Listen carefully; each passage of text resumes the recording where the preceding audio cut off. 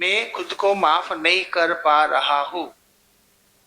जिस दिन खुद को माफ कर देते हैं उस दिन हल्का महसूस करते हैं।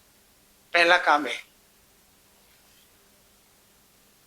तो खुद को माफ करने के लिए जो सूत्र है वो कौन सा सूत्र है कि कोई इंसान जानबूझकर गलती करता नहीं है, वो तो सही ही करना चाहता है। इंसान सही ही करना चाहता है, लेकिन सही की पहचान न होने की वजह से गलती हो जाती।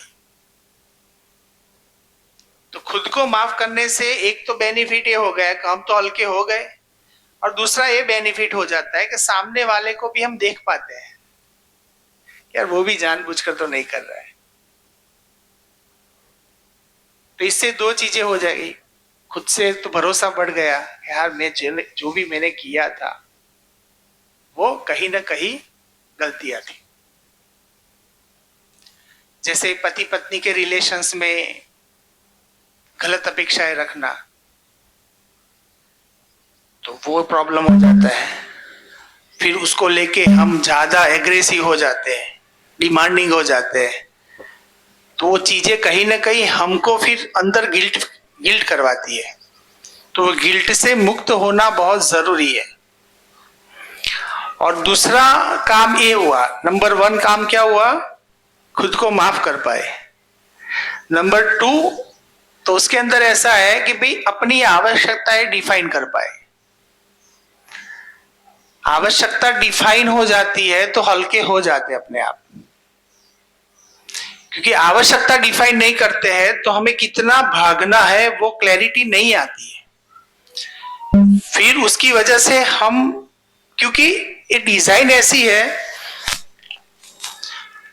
कि हमें जो भी चाहिए ना, जैसे मेनली जीवन को तो क्या चाहिए, जीवन को चीजें चाहिए, सुविधा चाहिए। जीवन को तो सुविधा एक प्लेजर का पार्ट है, वो सिर्फ शरीर के बेसिस पे संवेदनाओं के रिलेटेड है। तो जीवन को तो सम्मान चाहिए, जीवन को तो सुख चाहिए, और वो भी कैसा चाहिए, इनफाइनाइट चाहिए।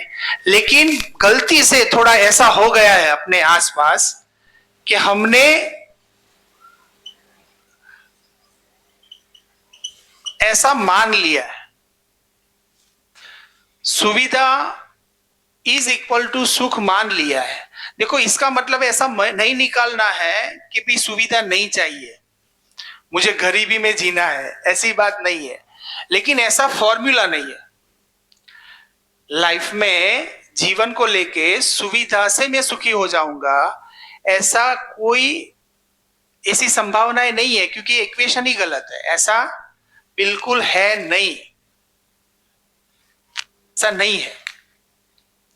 लेकिन हमने मान के रखा है, तो प्रायोरिटी हम किसको दे देते हैं, इसको। सही मानना हो जाएगा तो प्रायोरिटी ये बन जाएगी, तो ये चीज तो अपने आप उसमें सेटल हो जाती है।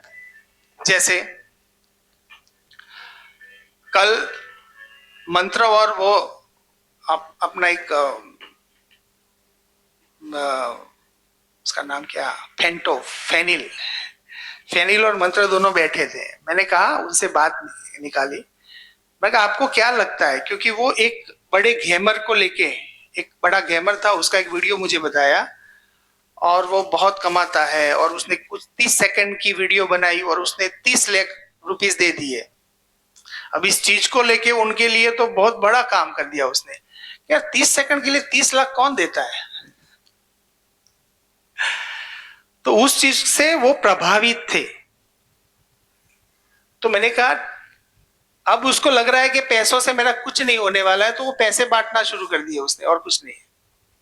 पहले पैसे से सब कुछ होगा वैसा समझ में आया, तो पैसे इकट्ठे किए। जब बहुत इकट्ठे हो गए तब समझ में आया कि पैसों से तो नहीं होगा, तो पैसे बेचूं, पैसे दूं सबको, तो मुझे मान सम्मान मिल जाए, मेरे फॉलोअर्स बढ़ जाए। मैंने कहा जितने भी ये लोग हैं ना, उनका ऑक्सीजन उनके फॉलोअर्स है। जिस दिन फॉलोअर्स डाउन हुए ना, वो इतने फ्रस्ट्रेशन में जाएंगे, उठ नहीं पाएंगे। फॉलोवर्स की वजह से वो जी रहे हैं, उनके ऑक्सीजन में ये ऑक्सीजन काम नहीं करता है। फॉलोवर्स थोड़े भी डिक्रीज हो गए ना, वो टेंशन में आ जाएंगे। तो उन्होंने मान के रखा है कि जितने ज्यादा फॉलोवर्स उतना मैं ज्यादा सुखी। तो फॉलोवर्स इज इक्वल टू सुख है, तो वहां पे भी गलती है। सुविधा इज इक्वल टू सुख है, तो वहां पे भी गलती है। तो गलती को करेक्ट करना है तो कैसे हो पाएगा? तो ये सारे फॉलोवर्स बनाना, वो भी प्रभावित होने का, देखो बहुत लाख करोड़ फॉलोवर्स हो जाए वो कोई बड़ी घटना नहीं है, ठीक है, उससे इनकम भी आ जाती है, लेकिन उससे इंसान सुखी हो जाए ऐसा होता नहीं है। मैंने उनको एक सेंटेंस बोला कि भाई, दो सेंटेंस बोले, दोनों में से जो करेक्ट है वो आप बताओ, ज्यादा दिमाग मत लगाओ, सिर्फ करेक्ट उतना देख लो आप। सुखी इंसान सुविधा संपन्न होता ही है। अदरवाइज उसको ऐसे बोले कि सुखी इंसान अपनी आवश्यकताएं पूर्ण कर ही लेता है, कर ही लेता है। पहला सेंटेंस आवश्यकताएं बोल दो, अदरवाइज सुविधा संपन्न बोल दो। उसकी जितनी आवश्यकता है सुविधा के लिए उतनी वो पूरी कर ही लेता है। सुखी इंसान अपनी सुविधा को पूर्ण कर ही लेता है, एक सेंटेंस है। दूसरा सेंटेंस, खूब सुविधा संपन्न वाला इंसान सुखी होता ही है। सुविधा संपन्न वाला इंसान, बहुत ज्यादा सुविधा संपन्न वाला इंसान सुखी होता ही है। अब दोनों में से कौन सा सेंटेंस सही है? फर्स्ट वाला। अब इसमें से कोई भी डिसएग्री नहीं हो पाएगा। तो बात इतनी सी है, मैं सुखी होके कुछ करूं कि कुछ करके सुखी हो जाऊं? सुखी होके कुछ करने में मेरी एवरेज बढ़ ही जाएगी, मेरी क्षमता बढ़ ही जाएगी, मैं जो भी मेरा परफॉर्मेंस होगा वो भी बढ़ जाएगा। तो परफॉर्मेंस बढ़ेगा तो मेरी सुविधा वो एड ऑन ही होने वाली है, सुविधा थोड़ी कम होगी। जो इंसान खुश होके काम करता है उसके पास जो हम सोचते हैं उससे ज्यादा ही होता है।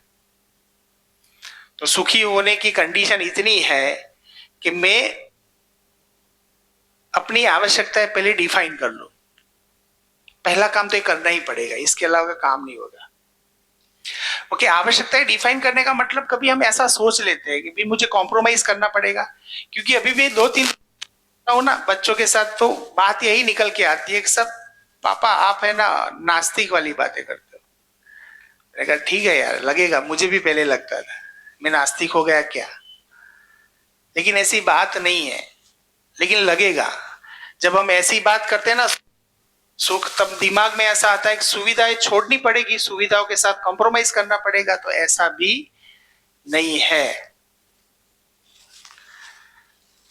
तो सुविधाएं तो चाहिए,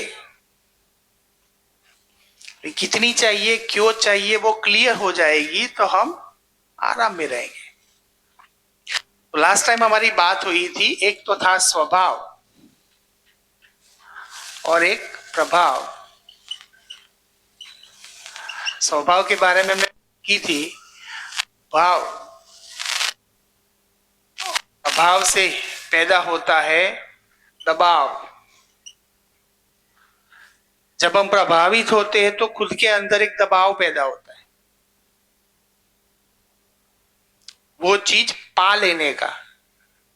क्योंकि प्रभावित तभी होते हैं जब मेरे दिमाग में कोई ऐसी चीज है जो मुझे अब तक नहीं मिली है और दूसरे के पास वो चीज मैंने देख ली।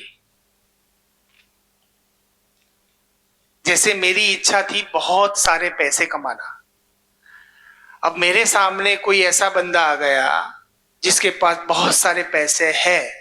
अब उसके पास जब हम बैठेंगे तब खुद को कैसा महसूस करेंगे? खुद को लो फील करेंगे, मतलब हम प्रभाव में आ गए।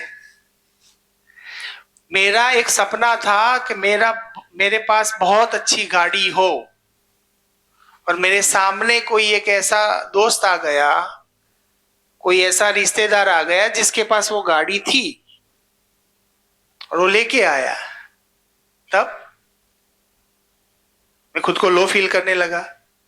तो जब को खुद को लो फील करता हूं, वो दबाव वाला पोर्शन है। तो दबाव आया कहां से? प्रभाव से।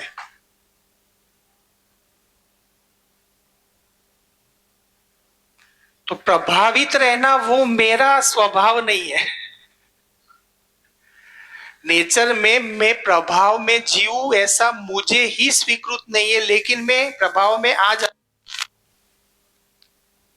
मेरी स्वीकृति में प्रभाव है नहीं। कोई अपना एटीट्यूड बताता है, अच्छा लगता, तो हेलो हेलो, हाँ, उससे क्या प्रूव होता है? उससे प्रूव होता है कि मुझे प्रभाव में रहना अच्छा नहीं लगता है।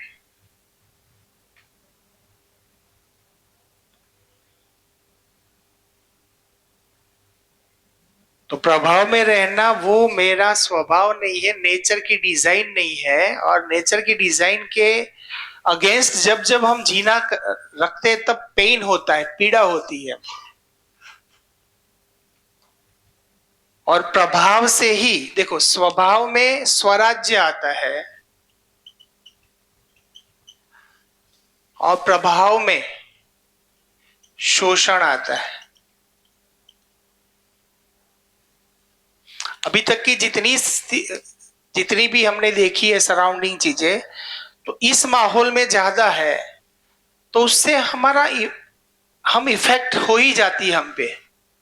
बहुत खुद पे काम करना पड़ता है, तब जाके इस चीजों को हैंडल कर पाते हैं, वरना हैंडल ही नहीं कर पाते, प्रभाव में ही रहते। ओके, प्रभाव नॉर्मली प्रभाव जनरेट क्या करता है? तो कोई भी प्रभाव है ना, एक डर पैदा करता है। प्रभाव से क्या क्या हो सकता है? प्रभाव से आप किसी को डरा सकते हो। ओके, प्रभाव से आप किसी में प्रलोभन पैदा कर सकते हो। और प्रभाव से उसका अच्छा पार्ट एक और भी देख ले कि आस्था भी, क्योंकि आस्था के वो बहुत माइक्रो लेवल पे जाओगे तो यही चीज आएगी, डर और प्रलोभन ही आएगी। क्योंकि हम आस्था भी क्यों रखते हैं?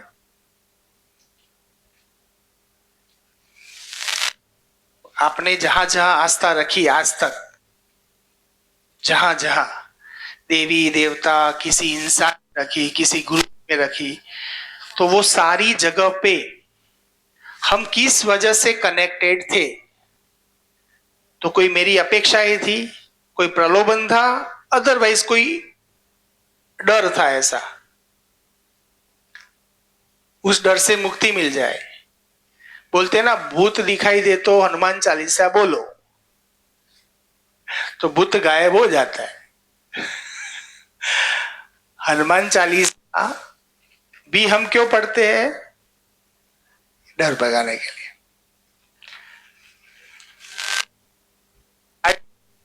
कहीं बाहर जाते हैं तो भी हम भगवान का नाम क्यों लेते हैं?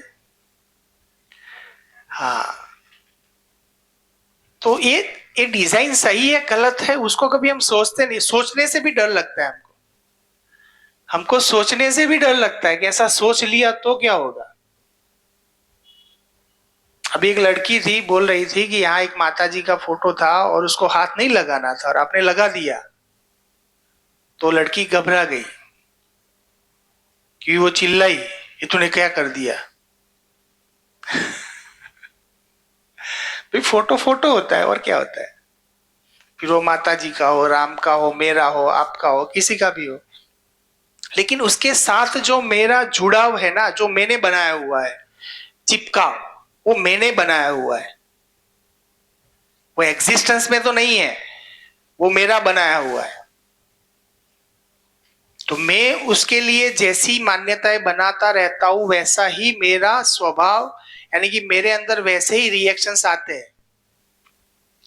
जैसे एक परसों कल दीपा एक मुझे वीडियो बता रही थी, और उसमें एक इंसान ने ऐसे एक मुट्ठी थी, मुट्ठी पे बहुत सारी 16-17 विंटियां पहनी हुई थी, ऊपर ऊपर ऊपर ऊपर करके, और वो कुछ खाना खा रहा था और इतना सा फोटो था। और नीचे लिखा था कि इसमें सबसे पहली जो रिंग थी वो उसकी पत्नी की थी। फिर पत्नी आने के बाद जितनी समस्याएं आई उसके सॉल्यूशन में उसने एक एक रिंग बढ़ाता गया, तो अब तक इतनी हुई है। अब ऐसे ऐसे तो जोक्स आते हैं, तो फिर हमारे दिमाग में ऐसे जोक सुन सुन के ऐसे इमेज डेवलप होते हैं कि नहीं यार, पत्नियां तो ऐसी ही होती है। फिर सासू बहू के बीच के बहुत सारे जोक्स आते हैं, तो फिर दिमाग में धीरे हंसते हंसते, देखो सीखना भी हंसते हंसते हो जाता है, मान्यताएं भी हंसते हंसते बन जाती है। अभी उसका बहुत स्टैंडिंग कॉमेडी का बहुत ट्रेंड चल रहा है अभी, तो स्टैंडिंग कॉमेडी में ऐसी ही बातें, क्योंकि लोगों को यही पसंद आता है। अबे बातें करते करते हंसते हंसते उस चीज को हमने कब सीरियसली ले लिया वो हमें भी मालूम नहीं होगा।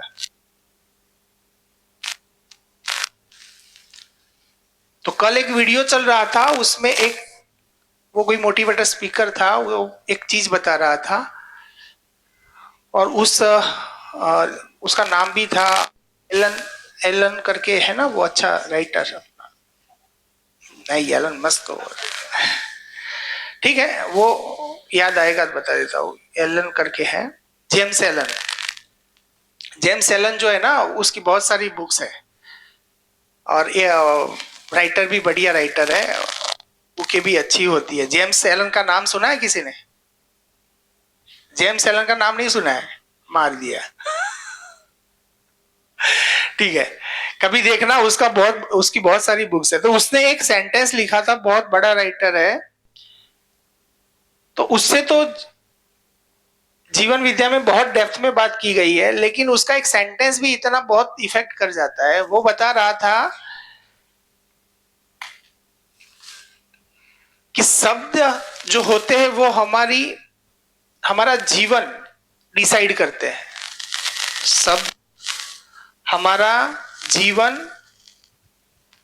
डिसाइड करते हैं, हम कैसा जिएंगे वो हम हमारे द्वारा जो शब्द बोले जाते हैं वो डिसाइड करते हैं।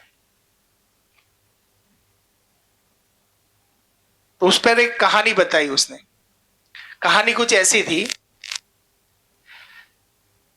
कि एक मिस्टर XYZ थे, और उन्होंने ऐसा सोचा कि भाई मेरे गांव में एक रेस्टोरेंट, बढ़िया रेस्टोरेंट खुला है, और उसके बारे में बहुत कुछ सुना उन्होंने, शब्द सुने, तो अंदर से इच्छा हुई।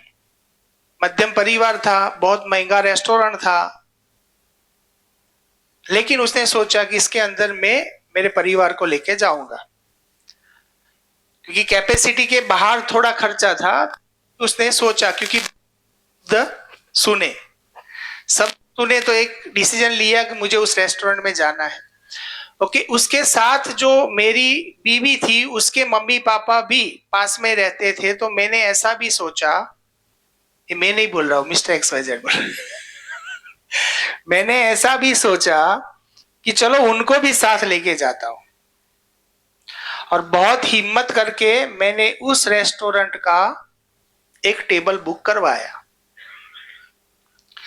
वो दिन आया, हम सब गाड़ी में जा रहे थे, मैं गाड़ी चला रहा था, और उसमें मेरे सास ससुर को पुराने गीत अच्छे लग रहे थे, तो वो भी चल रहे थे। सब बहुत खुश थे, सब बहुत खुश थे,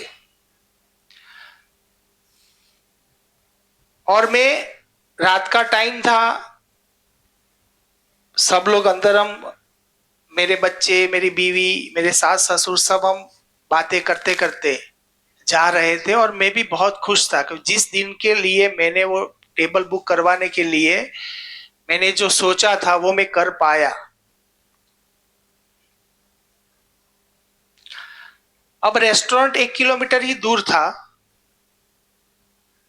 और एक छोटा सा रास्ता, सिंगल पटरी वाला रास्ता आता है, जिसमें से एक ही व्हीकल जा सकता है, और थोड़ा रास्ता धुंधला था, पास में काम चल रहा था। तो मैंने सेफ्टी के लिए गाड़ी को धीमे किया। तो मैं धीमा धीमा गाड़ी चला रहा था, पीछे एक बाइक वाला आया। बाइक वाले को जल्दी थी, लेकिन साइड में से वो जा पाए उतनी जगह नहीं थी, तो पीछे से वो हॉर्न लगा रहा था। लेकिन मैं उसको समझ के आराम से धीरे धीरे गाड़ी चला रहा था, क्योंकि आगे रास्ता नहीं दिखाई दे रहा था। बाइक वाले को मेरा ओवरटेक करना था। बाइक वाला हॉर्न पे हॉर्न लगा रहा था। फिर जब थोड़ा रास्ता आगे से खुला, तब वो बाइक वाला स्पीड से ड्राइवर सीट तक पहुंचा और उसने धीरे की, अपनी बाइक धीरे की और मुझे जोर से चिल्ला के बताया, बेवकूफ हो क्या, समझ में नहीं आता है, गाड़ी चलाना आता है कि नहीं आता है? ऐसा मुझे उसने बोला, चिल्लाया, वो चिल्लाया। मेरे से रहा नहीं गया, तो मैंने भी जोर से चिल्लाया। अब वो तो बाइक वाला चला गया। अब मैं चिल्लाया तो बहुत सारी भड़ास थी, वो निकल रही थी। और चिल्लाते चिल्लाते मेरे पास में जो मेरी बीवी बैठी थी, उसने बताया, मुझे मालूम था ये होने ही वाला था, क्योंकि मेरे मम्मी पापा जब आपके साथ आते हैं तब आप यही करते हो। देखो कहां से कहां कनेक्ट हो। देखो शब्द किसने बोला? वो बाइक वाले ने। बोलने वाला तो निकल गया। अब चल रहा है यहाँ पे, तो पूरा माहौल बिगड़ गया। मुझे भी गुस्सा आ गया। मैंने भी बीबी को कुछ सुना दिया, उसने भी मुझे सुना दिया। फिर पूरी गाड़ी साइलेंट। फिर हम लोग रेस्टोरेंट भी पहुंचे। रेस्टोरेंट में भी बहुत सारी चीजें आई, खाने की भी बहुत सारी चीजें आई। हम सब साइलेंट, सब खाना खाके बिना बोले फिर वापस घर पे गए, तब भी गाड़ी में साइलेंट। मैं रात को जब सोने गया तब नींद भी नहीं आई मुझे। तो शब्द हमारी जिंदगी डिसाइड करते हैं। ऐसी एक कहानी बताई।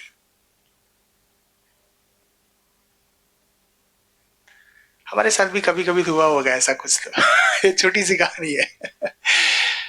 तो बात इतनी सी पकड़ है कि जो शब्द, यानी कि हम जब मेलिंग सिस्टम में भी जब मेल करते हैं, तब सर मैडम को निकालने का रीजन इतना ही, हम परिवार बोलते हैं तो परिवार की लैंग्वेज करे ना, क्या प्रॉब्लम है? अभी भी टाइम लगता है थोड़ा, लेकिन बता सकते हैं ना, गिरीश भाई, महेश भाई, उपासना बहन, ऐसे बात कर सकते हैं, कोई प्रॉब्लम नहीं है। थोड़ा ऑकवर्ड लगेगा हमको ये दिन, क्योंकि कभी प्रैक्टिस नहीं है तो ऑकवर्ड लगता है। लेकिन धीरे धीरे संबोधन से हमारा ध्यान जाएगा, उस शब्दों से हमारा ध्यान जाएगा, मैं जो बोल रहा हूं वो सामने वस्तु है कि नहीं है। जैसे घटना घटी अपने स्कूल में ही घटी थी, शायद वो टीचर्स यहाँ होंगे भी, मैं नाम नहीं ले रहा हूं, सिर्फ बात बता रहा हूं। तो एक बार ऐसा हुआ कि दो टीचरों के बीच में, एक मेल टीचर और फीमेल टीचर के बीच में सब्जेक्ट को लेके कुछ प्रॉब्लम्स हुए। अब समझ में आ जाए तो भी उसको ज्यादा, मैं तो एज ए एग्जाम्पल ले रहा हूं, मेरा कोई इरादा है नहीं कि इसको बोलूं इसको बोलूं। जब केस स्टडी होता है तब दिमाग में आता है कि ऐसा ऐसा भी होता है। तो मैंने, दो टीचर थे, एक टीचर ने बताया कि भी आप मेरा सब्जेक्ट लेना, उनकी इच्छा नहीं थी, फिर भी प्रिंसिपल के कहने पे ले भी लिया सब्जेक्ट। लेकिन वो पेन उनके अंदर रहा। कब तक रहा? 1 साल तक। 1 साल के बाद एक घटना घटती है और वो तुरंत चिल्ला देती है। ओके, मतलब वो काम करने के लिए कुछ ना कुछ, यानी कि काम डिस्टर्ब हो, ऐसा कुछ किया। उसके बाद जब वो मेरे पास आई, तब मैंने सिर्फ एक क्वेश्चन पूछा। मैंने कहा बस इतना सा मुझे आंसर चाहिए कि आप मान लो ये जो सामने जो है मेल टीचर जो भी है, उसकी जगह पे आपका खुद का भाई होता, तो आप यही चीज, यही रिस्पॉन्सिबिलिटी मेरी ऑफिस में आके मुझे रिक्वेस्ट करती कि सर ये वाला काम मुझे दे दीजिए, मेरे भाई का है, और खुशी खुशी ले लेते। लेकिन मैंने सामने वाले को भाई माना नहीं हुआ है, वो तो मेरा कंपटीटर है, उसमें मुझे कोई रिलेशन दिखाई नहीं दे रहा है। अब मेरा द्वंद्व शुरू, अब सही गलत की लैंग्वेज में हम चले जाएंगे। देखो, काम का तो कभी बोझ होता नहीं है, हमको कभी थकावट नहीं लगती है, काम तो कितना भी कर ले हमें थकावट नहीं लगती, लेकिन जो सोच होती है ना उसकी थकावट ज्यादा लगती है। हम उस काम को कैसे ले रहे हैं। जैसे हम टीचर है और टीचिंग के जॉब को हम कहीं ना कहीं एक जॉब के पर्सपेक्टिव से, अदरवाइज किसी सैलरी के पर्सपेक्टिव से हम करेंगे तो वो जॉब हमें पेन करेगी ही करेगी, उसमें सेटिस्फेक्शन वाला पोर्शन आएगा ही नहीं। क्योंकि जो सही पर्सपेक्टिव है गुरु शिष्य वाला, वो पर्सपेक्टिव पे हम नहीं जा रहे। हम किस पर्सपेक्टिव पे जा रहे हैं, मैं तो जॉब कर रहा हूं, जॉब तो यही ऐसे ही करते हैं, 5 घंटे के बाद 1 मिनट भी थोड़ा खड़े रहते हैं, नहीं रहते। तो 1 मिनट खड़ा रहना नहीं खड़ा रहना वो बड़ी बात नहीं है, लेकिन जो हमारे दिमाग में जो थॉट्स डेवलप होते हैं ना, वो थॉट्स हमें कहीं ना कहीं उस चीज को बहुत भारी कर देती है। काम वही कर रहे हैं, जैसे घर में भी छोटा सा काम हो, हस्बैंड वाइफ का कोई काम हो, और हस्बैंड का काम वाइफ ने कर दिया और वाइफ का काम ने कर दिया, कर देने में प्रॉब्लम नहीं है, लेकिन फिर जताया, अब वहां पे प्रॉब्लम है। तो जब जताने वाली बात आती है वहां पे प्रॉब्लम होता है। तो मैं क्यों जता रहा हूं? क्योंकि उस काम को मैंने जब उस काम करने के लिए जब लिया ना, तभी मेरी सोच में कुछ वायरस थे। क्या? मैं इसकी हेल्प कर रहा हूं, खत्म।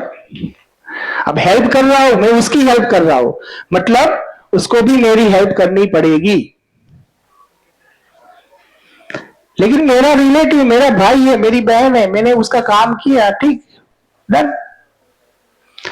तो सामने वाला आपका डबल काम करेगा, और तब भी नहीं जताओगे आप, पहले भी नहीं जताते थे, तब भी नहीं जताओगे। लेकिन वो जताने वाला पोर्शन है ना, यानी कि हमें बहुत कुछ ऐसा लगता है कि मैं दूसरों के लिए ज्यादा जीता हूं, खुद के लिए नहीं जीता हूं। ये इसका रूट ही गलत है। तो रूट गलत क्या है? मैं खुद के लिए जीता हूं वो सही है, मैं दूसरों के लिए जीता हूं वो गलत है। तो गलत चीज मेरे हाथ में आएगी और उसमें मैं पूरी इमारत बनाऊंगा, पूरा जीवन जीऊंगा, तो उसमें तो प्रॉब्लम्स आने ही वाली है। तो हम दूसरों के लिए जीते हैं कि खुद के लिए जीते हैं? दूसरे के साथ अच्छा व्यवहार करना उसकी जरूरत है कि मेरी जरूरत है? तो जब वो पकड़ में आएगा तभी हम कुछ काम कर पाएंगे इसमें। अच्छा व्यवहार करना मेरी जरूरत है, मुझे खुश रहना है, तो फिर मैं एक अच्छा काम करके भी दूसरे को जताऊंगा नहीं। लेकिन हम काम करके जताते बहुत है, फिर फंस जाते हैं अपनी जाल में, हम खुद फंस जाते हैं। दूसरा कोई है नहीं जाल बुनने वाला। ओके, डर प्रलोभन से, डर जो है ना उसकी 4 कैटेगरीज है, इसके बाहर कोई डर आएगा नहीं। सोच सकते हो और हो तो बताओ। तो पहला जो डर है उसको ऐसे भय बोलते हैं ना, डर को भय बोला गया। तो धन भय, डर यानी भय। तो भय एक तो है मेरा धन कहीं चला ना जाए, दूसरा है मेरा पद भय, मेरा पद कहीं से छीना ना जाए। पद में कुछ भी हो सकता है, ऐसा नहीं स्कूल में ही पद है, घर में भी, जैसे पति पत्नी के भी पद होते हैं। घर में भी देखो किसकी सुनी जाती है, तो जिसकी सुनी जाती है और उसका मान थोड़ा कम हो गया, ये सारे भय है अपने पास। तीसरा भय है मान भय, यानी कि सम्मान,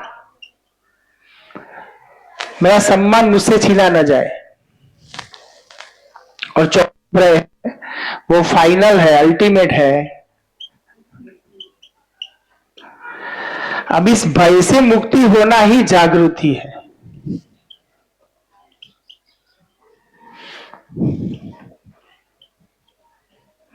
और भय से मुक्त होना ही, भय का दूसरा नाम है भ्रम। भ्रम से मुक्त होना ही मेरा अल्टीमेट गोल है। अभी सारी चीजों से मैं कैसे मुक्त हो पाऊंगा? तो चीजें जैसी है वैसी दिखाई देगी तब। तो धन किस लिए है और सही धन कौन सा है? तो जिसको हम मनी मानते हैं वो सही धन है, कि उस मनी से हमारी आवश्यकताएं पूर्ण करते हैं वो धन सही है? जैसे हम उस मनी से अनाज लेके आते हैं, तो अनाज धन है कि पैसे धन है? मेरे शरीर के लिए आवश्यक की है, पैसों की है? तो रियल पिक्चर क्या है? पैसों से मेरा पेट भरेगा तो मैं कम से कम पैसे कमाने में प्रॉब्लम नहीं है, लेकिन पैसों से जो चीज खरीदता हूं ना उसकी रिस्पेक्ट कर पाऊंगा, उसकी कृतज्ञता व्यक्त होगी। जहां से वो आ रहा है उसके लिए भी मेरे दिमाग में एक सही भाव रहेगा। तो सही धन कौन सा है? तो ऐसे जो मुझे हवा मिल रही है वो सही धन है, मुझे सूर्य प्रकाश मिल रहा है वो सही धन है, मेरी शरीर की आवश्यकताएं पूर्ण करने के लिए धन है। तो आवश्यकताएं पूर्ण करने के लिए जो धन है, तो मेरी शरीर की आवश्यकता, हमने मानव ने एक डिजाइन बनाई कि ऐसे करेंसी बनाते हैं और करेंसी से चीजों को लेन देन करते हैं, लेकिन उससे डेफिनेशन चेंज हो गई। तो हमने चीजों का डिवैल्यूएशन कर दिया, चीजें हमारे लिए इंपॉर्टेंट नहीं है, करेंसी इंपॉर्टेंट हो गई। तो चीजों को सही से जब हम पकड़ पाएंगे तभी वो चीज भय ऐसे मुक्त नहीं होता है। भ्रम की मुक्ति होना मतलब भ्रम क्या है उसको जब तक नहीं समझ पाएंगे तब तक तो उससे मुक्त होना संभव नहीं है। उसी भय को मुक्त करने के लिए हम एक नया भय पैदा करते हैं। जैसे वो ना पहले मैंने बताया अभी कि एक रिंग थी, वो पत्नी के लिए रिंग थी। पत्नी के आने के बाद एक समस्या खड़ी हुई तो मैंने दूसरी रिंग, यानी कि एक मान्यता पे दूसरी मान्यता मैंने थोप ली। उस मान्यता से बाहर निकलने के लिए मैंने तीसरी मान्यता बना दी। उस मान्यता से बाहर निकलने के लिए मैंने चौथी मान्यता बना दी। तो मैं जब जब मुझे प्रॉब्लम में मैं आता हूं तब नई नई मान्यताएं बनाता रहता हूं, क्योंकि मेरे पास सही का रेफरेंस नहीं है। जैसे घर में झगड़ा हुआ और कि यार जब हम बोलते हैं तभी प्रॉब्लम होता है, तो जब भी कोई घर में झगड़ा करे बोलना बंद, और हमें लगता है कि सॉल्यूशन आ गया। हमें ऐसा लगता है कि हम बोलना बंद कर देंगे तो चीजें कंट्रोलिंग में आ जाएंगी, लेकिन वो ऐसा होता है क्या? मेरे दिमाग में तो मैंने सिर्फ सुनना बंद किया, लेकिन वो चीज मुझे अभी तक स्वीकृत नहीं है। कोई गलत तरीके से मुझे डांटेगा वो मुझे स्वीकृत नहीं है, तो वो तो चलता ही रहेगा। तो उससे मुक्त होना पड़ेगा। हेलो, वो कब मुक्त हो पाएंगे? जब सही समझ होगी तब। में जो चल रहा है वो कहीं ना कहीं वो आज नहीं तो कल रिफ्लेक्ट होगा ही।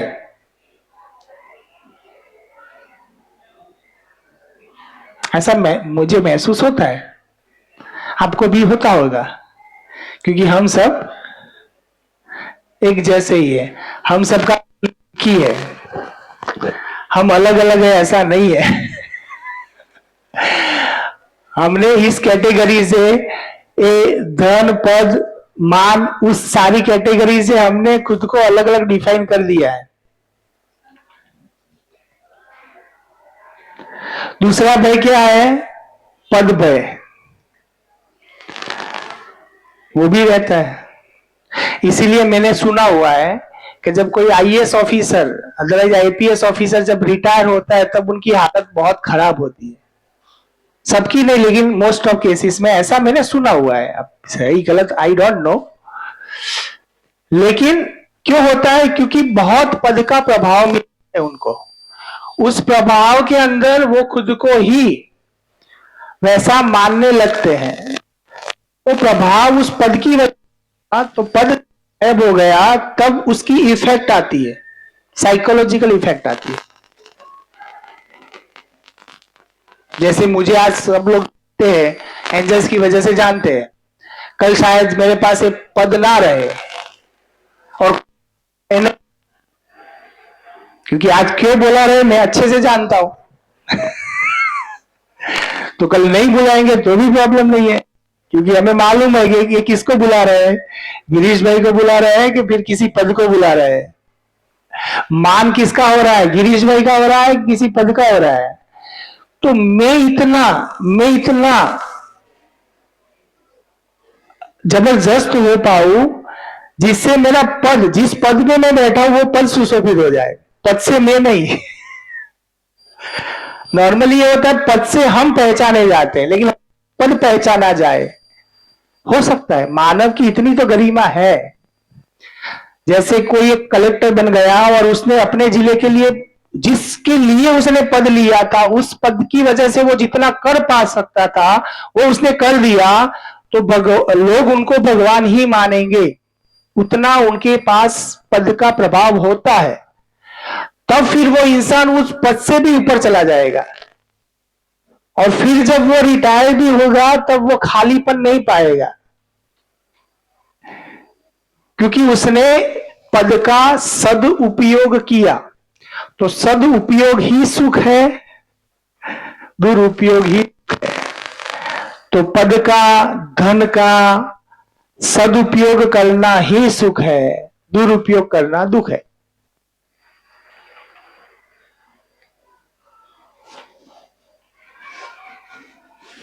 तो पद का सदुपयोग किया जा सकता है, और जब पद का सदुपयोग होता है तब गरिमा बढ़।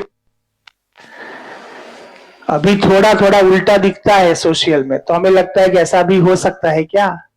हो ना हो हमसे शुरुआत करें, दूसरों से बाद में करेंगे।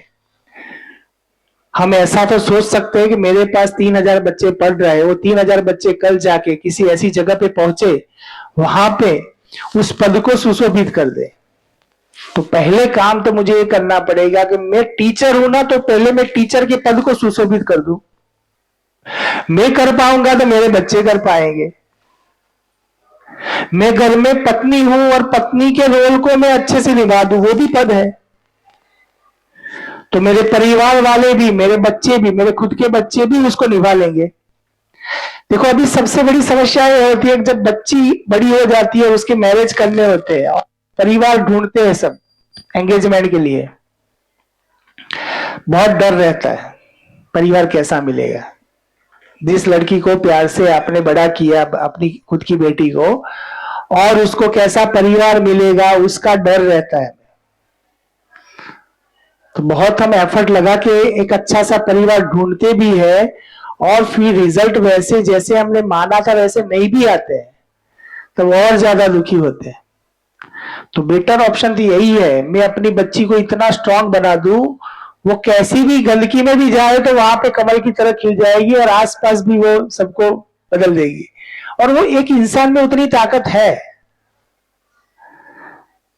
जब वो खुद पे जब फोकस करता है, अपने आचरण पे फोकस करता है, चीजों को सही समझता है, तब आप निश्चिंत हो जाओगे।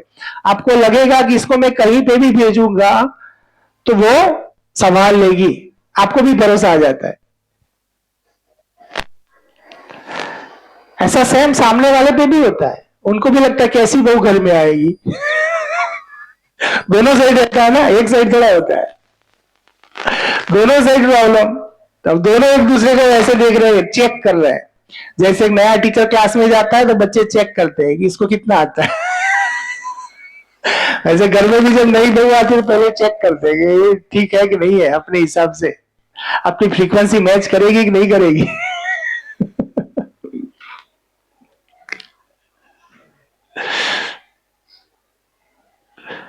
तो भय तो 4 ही है। आप सोच लेना, नेक्स्ट जब सैटरडे, कितने बजे, नेक्स्ट सैटरडे जब हम मिलते हैं तब आप सोच लेना कि भाई इसके बाहर भी है कोई, है तो उसका लिस्ट बना के लाना। हम उसको चेक करेंगे कि इसके बाहर भी कोई भय होता है कि नहीं होता है। देखो, भय को डिफाइन कर लिया, कितनी बड़ी बात है।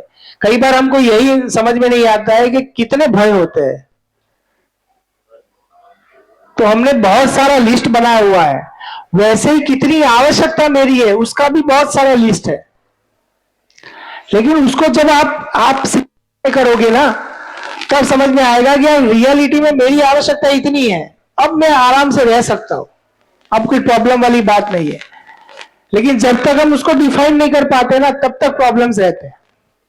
तो उसमें होमवर्क किया जा सकता है, और वो कोई दूसरा करके देगा वो सही नहीं है। जैसे मैं आपके आगे जो भी बोल रहा हूं वो मेरा होमवर्क है, आपको थोड़ा है, ये तो मेरी कमाई है। उसमें से आप कमाई करनी है तो आपको भी लगना पड़ेगा।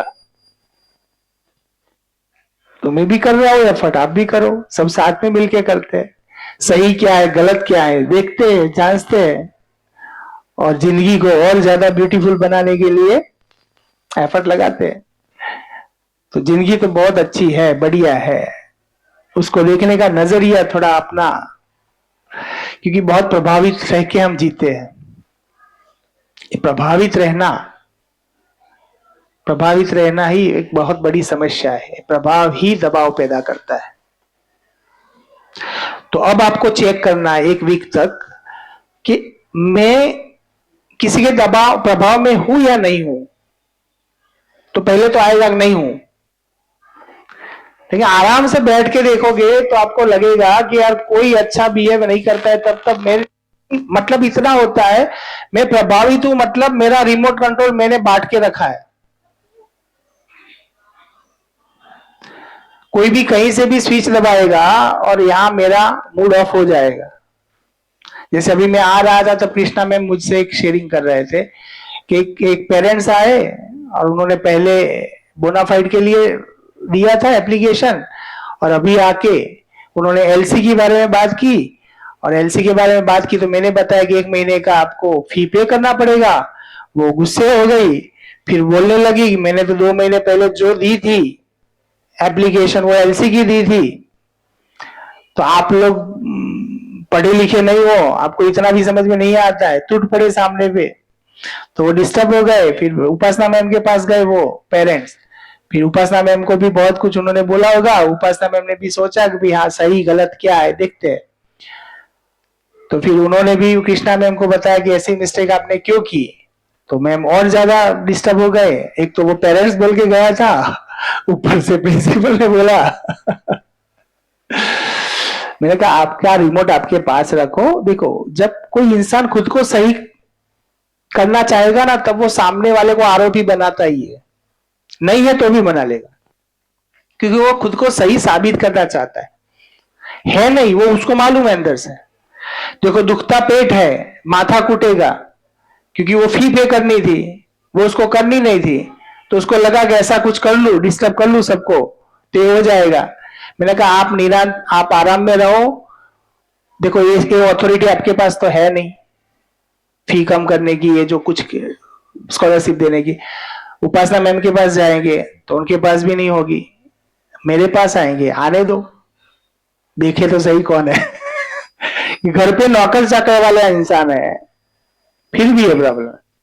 तो चीजें बनती है, लेकिन हमें क्यों प्रभावित होना है? हम तो अपना काम कर रहे हैं ना, मस्ती से करेंगे। ओके, सेकेंड थिंग, जब वो दूसरी बार भी आए तो हम उतनी विनम्रता से ही पेश आएंगे। ऐसा नहीं कि वही इंसान आ गया जिसने मुझे आरोपी बना दिया था। वही वो गलती, इंसान जानबूझ के गलती करता। खुद को बोल दो 1 2 3 4 बार, इंसान जानबूझ के गलती करता नहीं, उसको कुछ पेन होगा। अच्छा है मेरे पास वो रिलैक्स हो रहा है। हमारी गरिमा है कि कोई अपने पास आके भी रिलैक्स हो सकता है। अच्छी बात है ना? तो गलत नहीं है वो, तो उसको देखो, आप खुद को देखो, आप कितने अच्छे इंसान हो, कोई गुस्सा करके भी आता है, आराम से बैठ के उसके साथ बात कर रहे हो। नहीं, ऐसा नहीं होता है। तो सामने वाળો વ્યક્તિ જ્યારે તમારી સાથે ખરાબ વ્યવહાર કરે છે, તમે તો છો જ નહીં, પણ જો તમે સમજદાર નહીં હો તો પ્રભાવમાં આવી જશો। જો તમે સમજદાર હશો તો તમે પ્રભાવમાં નહીં આવો, તમે આરામથી એને સાંભળી લેશો। ઈવન 2 લાફા બી મારશે તો વાંધો નહીં, મારવા દેશો। હા, ઇટ્સ ઓકે. નહીં એને એ ગમે તે કરે ને, તમારી સાથે ખરાબ વ્યવહાર કરે ને, બે લાફા બી મારે ને, પછી તમે નિરાંતે એ ઘટનાના એકાદ દિવસ પછી ઓબ્ઝર્વેશન કરજો અને વિચારજો કે યાર ખરેખર આના અંદર આમ જોવા જઈએ તો સારો વ્યવહાર કોને કરે એમ. તો મારવા વાળો ઘરે જઈને દુખી થશે, તમને ખબર નહીં પડે. અને ઘટના એવી ઘટશે કે 2-4 દિવસમાં તમારી પાસે આવશે ને તમને એમ કહેશે બી કરો કે યાર ભૂલ મારી હતી. એ વ્યવહાર કર્યાના અંતે તમે ઘરે દુખી નહીં થાવ, તમે માર ખાઈને બી દુખી નહીં થાવ. આ તો જસ્ટ એક એક્ઝામ્પલ કહું છું, હું એક્સ્ટ્રીમ લેવલ ઉપર લઈ જાઉં છું વાતને. કેટલી એક્સ્ટ્રીમ થાય વધારે આ થાય તો ઇટ્સ ઓકે, બેટર છે, ઠીક છે. સામેવાળો ગુસ્સામાં છે, ડિસ્ટર્બ છે, તો આપણે જો સમજદાર છીએ તો એના ડિસ્ટર્બન્સને શાંત કરી શકીએ, ડોળા પાણીને શુદ્ધ કરી શકીએ, તો આપણા અંદર એક ક્ષમતા છે તો જ કરીએ ને, એમને થોડી થશે. ઓકે, મારા બોલવાથી થોડી થશે, નહીં થાય. પણ નિરાંતે વસ્તુને ઓબ્ઝર્વ કરતા જવું, અધ્યયન કરતા જવું. બે વસ્તુઓ, એક તો સમજીને સહન કરવું ને એક સમજ્યા વગર સહન કરવું. અત્યારે હું 2 શબ્દો કહું અને આપણે કોઈ ઘટના ઘટે ને તમે સમજ્યા વગર સહન કરશો તો એ પેઇન તમારા અંદર રહેશે. અને સમજીને પછી જો તો એવી ખરાબ ઘટના ઘટશે ને તમે જોશો તો તમને પેઇન નહીં રહે, તમે આરામમાં રહેશો. પણ થાય શું છે કે આપણે સમજ્યા વગર એને કહીએ હા આવું કીધું તું, કારણ ગાંધી બાપુએ કીધું તું કે એક ગાલ હોય તો બીજો ગાલ ધરવાનો. આવું કીધું ગાંધી બાપુએ, સમજમાં આવ્યું નહીં એટલે કે આવું તો કરાતું હશે. પણ એ કેમ કીધું એ વાત પકડી હોય તો ક્લિયર થાય. ઓકે, તો મળીએ આપણે બધા નેક્સ્ટ સેટરડે.